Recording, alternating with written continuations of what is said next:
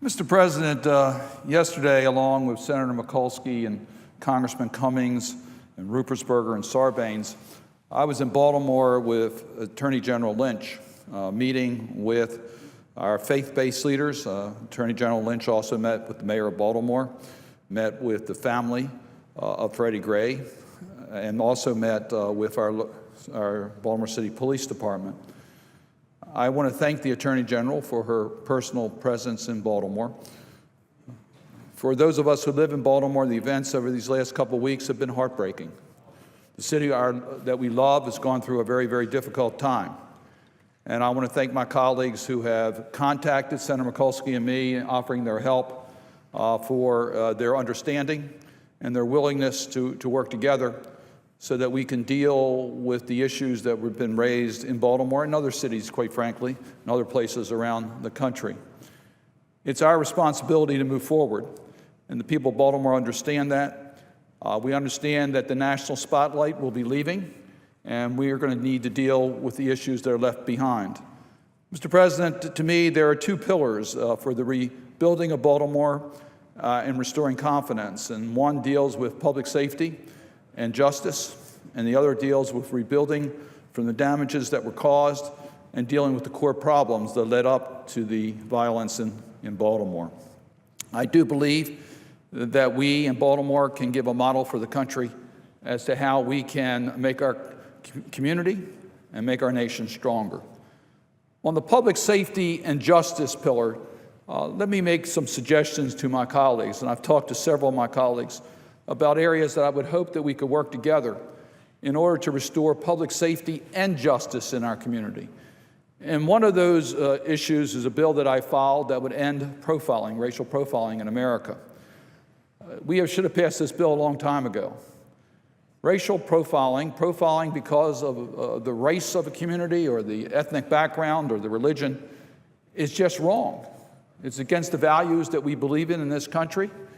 It turns communities against law enforcement, and we saw that in Baltimore, and we've seen it in other communities around the country, where the local community just does not have confidence that the police department is working on their behalf. We heard examples of that yesterday in the roundtable discussion we had with the faith-based leaders. We've got to restore that confidence, and one way to do it is to make it clear that our national policy is against profiling by police. Now, let me make it clear. If you have specific information about a particular crime and identifiers as to who's responsible, that's not profiling.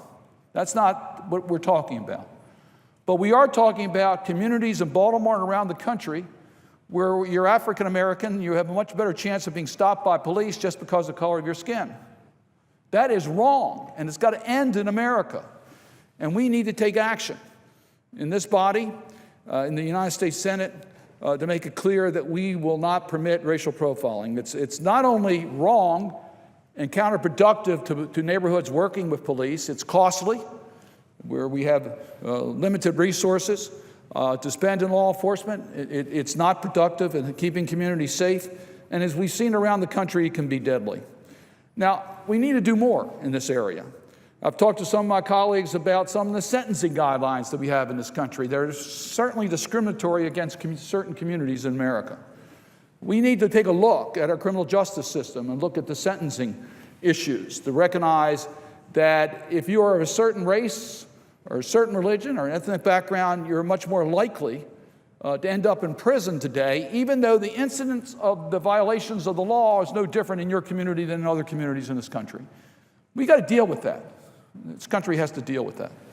And lastly, a legislation that I've introduced that would restore voting privileges for those who have completed their prison sentences. We need to pass that. And I know that I have support on both sides of the aisle. We had a vote on that not too long ago where we had a majority that were willing to, almost a majority willing to move forward on that. I would hope that we could come to an agreement. And I remember the opposition that was at that time said it's the wrong bill. Well, let's get a bill that's the right bill to restore voting privileges to those who have completed their sentences. Again, then they're part of the community. They know that we believe they have a future. They should be able to serve on our juries. There's not a person that is serving in the United States Senate that didn't have a second chance sometime in their life. All of us need a second chance. And we can't give up on people. And I think the experiences that we've seen in Baltimore and around the rest of the country indicate that we all have a stake in rebuilding and giving opportunities to every person in our community.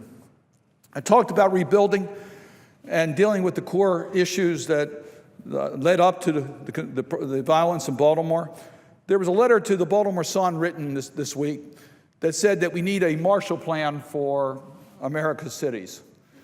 And that sort of struck me because I thought back to World War II when Europe was burning and the United States came to the rescue of Europe and put out the fire. But we didn't stop there. We then planted the seeds for the rebuilding of Europe.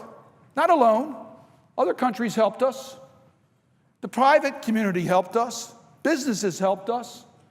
And Europe was rebuilt. And that's what so it's not enough just to restore public order on the streets of Baltimore. We've got to rebuild in a way that we give opportunity for jobs for all the people in the community. We talked about what's going to happen this summer. Will there be summer jobs for our young people? Will we have permanent jobs for them? And we've got to work on that. We've got to work on rebuilding. We can do this. We have come together in the past. We're the strongest country in the world. The United States has been there to help people around the world. We said we would do something about ending HIV/AIDS under President Reagan, and the PEPFAR program has changed the dynamics of the world on the spread of HIV/AIDS. It's time that we use that energy here in America to help the people of this country. So I hope that we will all come together and look at the core problems and help rebuild America. And it's appropriate that we talk about it the day after we passed our budget.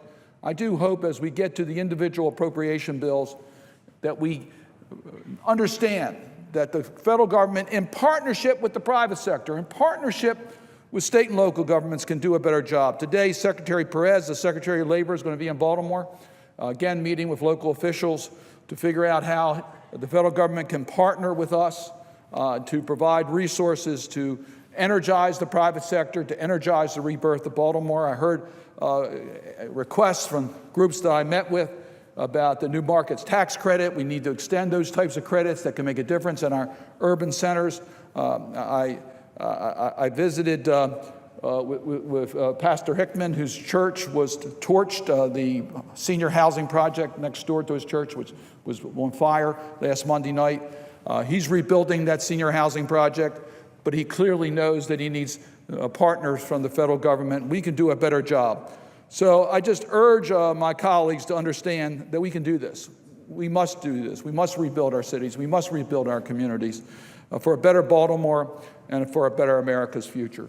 And with that, Mr. President, I would yield the floor and suggest the absence of a quorum.